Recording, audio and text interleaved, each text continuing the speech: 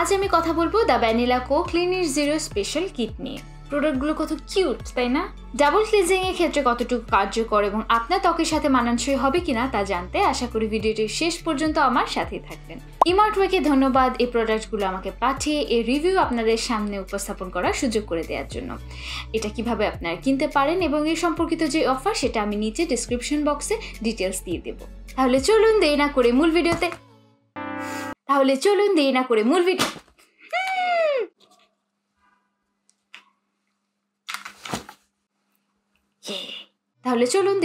আমরা মূল ভিডিওতে চলে যাই। হ্যালো, আমি সারা বলছি সারা স্কোয়েস থেকে। আমি আপনাদের ত্বক, চুল ও মেকআপ বিষয়ক সমস্যার সমাধান দেওয়ার চেষ্টা করি আমার রিসার্চ ও নলেজ থেকে। যদি আপনারা তাতে আগ্রহী হয়ে থাকেন তাহলে আমার চ্যানেলটিকে সাবস্ক্রাইব করুন এবং বেল আইকনটিতে ক্লিক করুন যেন আমার পরবর্তী ভিডিওগুলো আপনাদের মিস না হয়। এছাড়া আপনারা চাইলে আমাকে ফেসবুক এবং ইনস্টাগ্রামে ফলো করতে পারেন, সেখানে আমি ছোট ছোট বিউটি টিপস দেওয়ার চেষ্টা করি।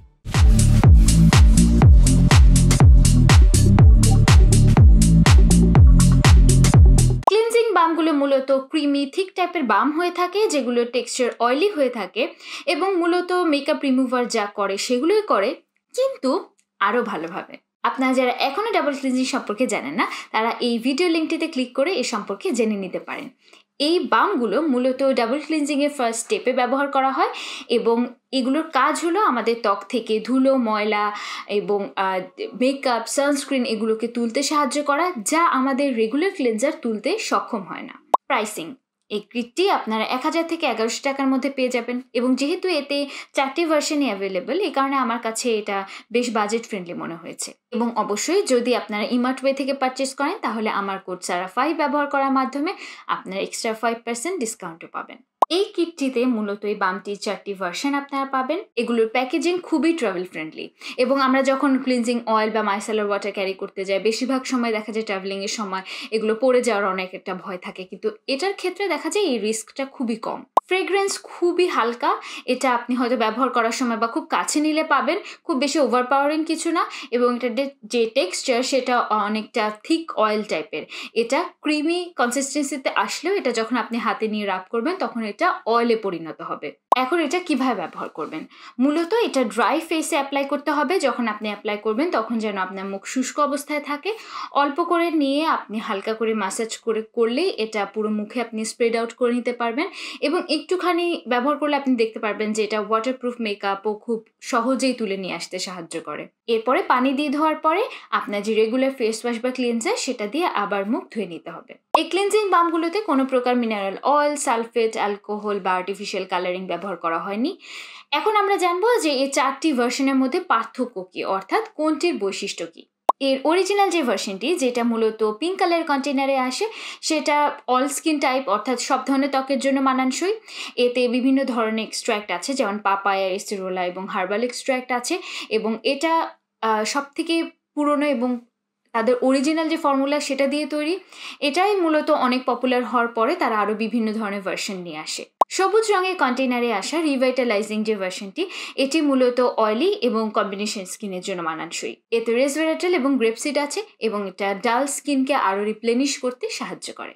হলুদ রঙের কন্টেনারে আসা নারিশিং যে ভার্সনটি, এটিতে মূলত জিনসেং বেরি রয়্যাল জেলি আছে যা ত্বককে ময়শ্চারাইজ রেখে ক্লিন করতে সাহায্য করে। ল্যাভেন্ডার কন্টেনারে আসা পিউরিফাইং যে ভার্সনটি, এটি মূলত সেন্সিটিভ স্কিনের জন্য মানানসই এবং এতে argon, evening primrose oil, liquorice, camellia এবং রোজমেরি এক্সট্র্যাক্ট আছে যা ত্বককে সংবেদনশীল না করেও পরিষ্কার করতে সাহায্য করে। তাহলে আমরা জানলাম বামগুলোর মধ্যে ডিফারেন্স কী এবং এদের কার্যকারিতা সম্পর্কে।